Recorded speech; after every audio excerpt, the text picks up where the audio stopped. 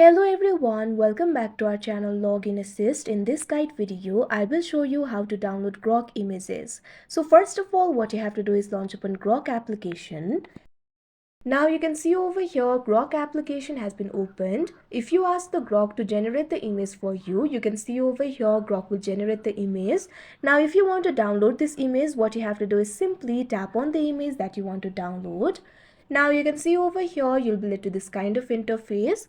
At bottom, you'll be able to find two options over here, save and share. If you want to share the image, you can simply tap on the option share. But if you want to download the image, tap on the save option that you can see on your screen.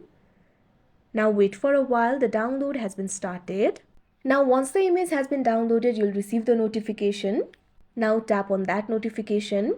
Now you can choose to open it with any app. Here I'm just going to open it with photos.